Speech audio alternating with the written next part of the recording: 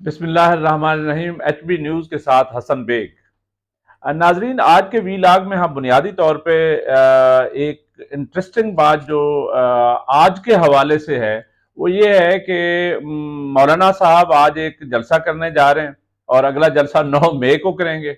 और उन्होंने एक अपनी तहरीक शुरू करने का ऐलान कर दिया है।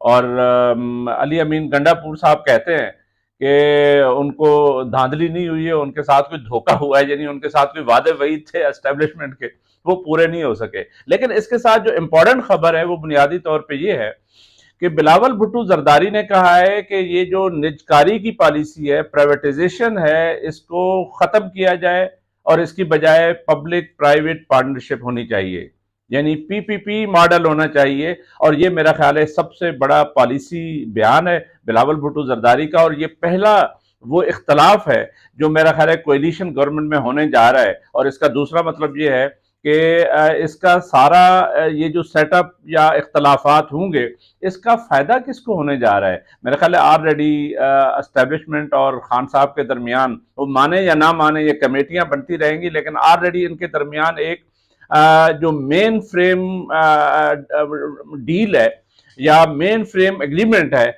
वो तो हो चुका है। अब छोटी छोटी बातों को तय करना है। इन्होंने कोई एस्टेब्लिशमेंट ने अपनी कमेटी बना देनी है और जनरल नईम खालिद लोधी की शक्ल में या किसी और की शक्ल में, और इसी तरीके से एक कमेटी पीटीआई बना देगी।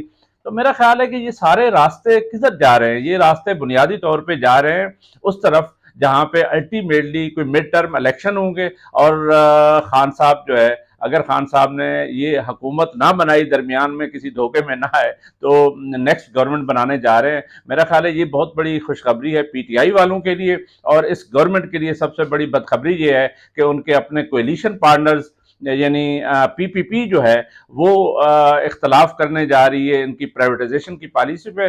और फजलुर रहमान साहब जो है वो तहरीक चलाने जा रहे हैं। तो इन सारी चीज़ों का मतलब क्या है? इन सारी चीज़ों का एक ही मतलब है कि आप आने वाले दिनों में बहुत बड़ी डेवलपमेंट्स देखेंगे। गो के एस्टेब्लिशमेंट चाहती है कि यहाँ पे हमारी मईशत जो है उसको संभाला जाए। उसके लिए मेरे ख्याल 2-2.5 साल की बात हो रही है खान साहब से कि 2-2.5 साल वो दे दें सुकून से, और उसके बाद जो है वो कोई मईशत को ठीक कर सकें। वंस मईशत कोई किसी जगह पे किसी किनारे लगती है, मेरा ख्याल है वो तो ऑलरेडी आईएमएफ का प्रोग्राम 15 तारीख को आईएमएफ का डेलीगेशन आ रहा है और वो जल्दी ही आप देखेंगे कि यहाँ पे $6 to $8 बिलियन की जो पैकेज डील है वो होने जा रही है। तो इसका मतलब ये हुआ कि इकानमी और स्पेशली सऊदी इन्वेस्टमेंट जो है आने वाले 6 से 8 महीनों में $10 से $15 बिलियन की इन्वेस्टमेंट आ रही है। तो मेरा ख्याल है ये सारी चीज़ें शो करती हैं कि 2-2.5 साल लगेंगे और 2-2.5 साल में एक नई गवर्नमेंट जो है एक मिड टर्म इलेक्शन के नतीजे में आएगी। और यही आज की खबर है। कल जो है ना हम एक नई खबर के साथ आपके पास आएंगे। हसन बेग को इजाज़त। अल्लाह हाफिज़।